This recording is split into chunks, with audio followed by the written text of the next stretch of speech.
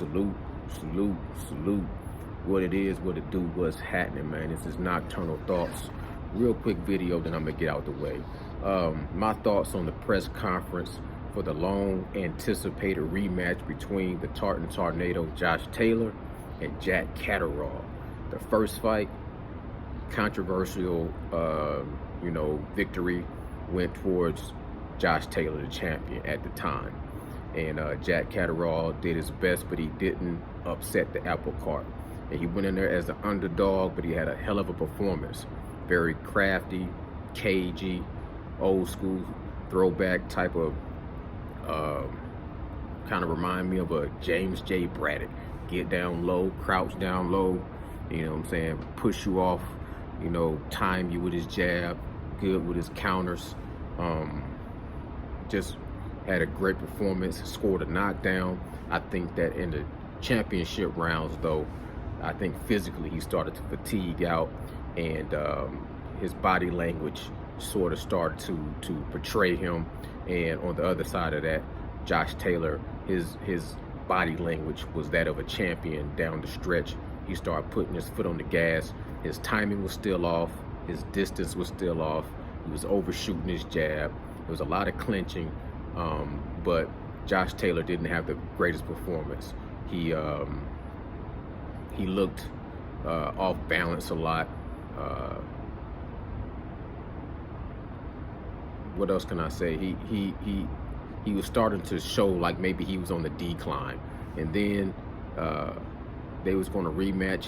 He had an injury. He had some COVID issues like everybody else. He didn't get the rematch. He went in there and fought against Teofimo Lopez, and at that point in time, he was defeated handedly. So that kind of changes the way I look at him going into this rematch against Jack Catterall, whether or not he's going to be able to show an improvement, make the adjustments, or if he's just on the other side of the hill, has his life on the edge, thrill chasing, and adrenaline junkie life sort of caught up with him. Is he too war torn and too battle weary to be at the top of his game against a hungry competitor who might have his just might have his ticket, might just be custom made to defeat him. Now they say that Taylor was tailor-made for Teofimo Lopez. I don't know for sure. I don't know at this rematch what weight class it's going to be. I think Josh Taylor was always big for that weight division, and I thought that after his loss against Teofimo Lopez, naturally he would go up and fight in the higher division. He was always talking about going up to the welterweight division to challenge Terrence Bud Crawford once upon a time. And once upon a time, I thought that might be a good fight. Josh Taylor had a hell of a battle against a young, strong Regis Prograis years ago. Then he was undisputed and won against Jose Ramirez in a fight that I thought he looked great in. But then you start to see him sort of on the decline. And it's hard to say whether it's just that physically his body started to decline and break down, or if it's just his boxing style, or maybe I just had him overrated. I'm not going to act like I thought he was the greatest fighter in the world, but I liked his tenacity. I liked his grit. I like how he liked to fight in the wheelhouse, in the telephone booth. He liked to be in the pocket and exchange punches. He's a good mid-range and an inside fighter. His long range has never been spectacular. I think he uses his jab more. He got a good jab, but I think sometimes he throws it away and uses it as a little probe so he can get in the pocket and do a lot of unnecessary exchanging in the pocket, where I think if he developed his long range fighting style to perfection, he could box on the outside and have a lot of success against a guy like Jack Catterall.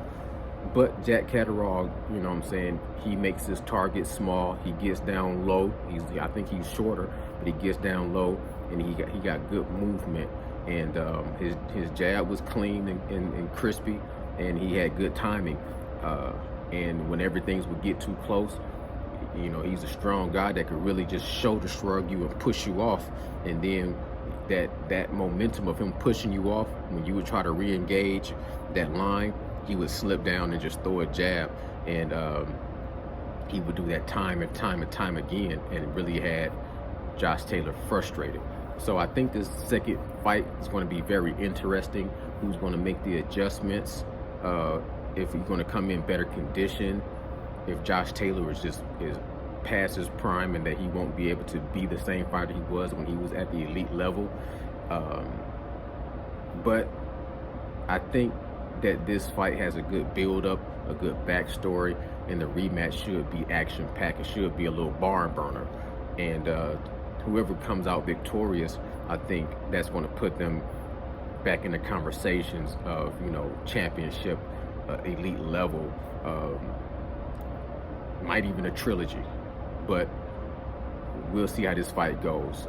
We seen a press conference, you know, got a little, you know, a little sticky. You seen some little moments where both guys was barking and going at it, but when they got close to each other, sparks started to fly. Jack Catterall went for the jugular, tried to choke him out. You know what I'm saying? Josh Taylor, man, he an adrenaline junkie, so he just started to raise his energy level up. And I think they're going to go into this fight, what they say, the hate runs deep. And I think that's going to show in the fight that it's some bad blood. And, you know what I'm saying, it might be some bloodshed, which shouldn't be hard to do, because he got a lot of, Jack Catterall got a lot of, not Jack Catterall, but Josh Taylor got a lot of scar tissue. He looked like Jesse Pinkman in El Camino, the spinoff from Breaking Bad, after he got tortured in that meth lab. And he just, he looked like Chucky almost. His face, scar tissue is very prevalent, and I'm pretty sure he's going to probably get cut, because all that skin got to be real thin and just ready to be cracked open again, depending on the fighting style as well. If he's going to go in the pocket and exchange a lot of fights and maybe get caught with some headbutts and elbows, it's going to be blood and guts in this fight. And that's what the sport is all about, blood and guts and heart. So let the best man win. I don't really have a dog in this fight, but I follow Josh Taylor a little bit longer than Jack Catterall. So naturally, I'm going to pull for him to have some redemption, especially after that last performance against against Teofimo Lopez.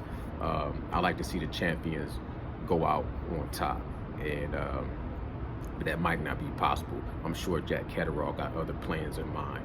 Y'all let me know what y'all think in the comments below. If you're new to the channel, go ahead and sub up. And if y'all can recommend some good Jack Catterall fights for me to watch and do my due diligence to see some things I might miss with him. I know he trained with Floyd Money Mayweather once upon a time, and he had a hell of a fight against Josh Taylor the first fight. I was surprised, so I don't want to be super surprised again. I want to really know what he's bringing to the table more than what I can see. So if y'all know some good fights of Jack Catterall before he fought Josh Taylor, y'all let me know in the comments below.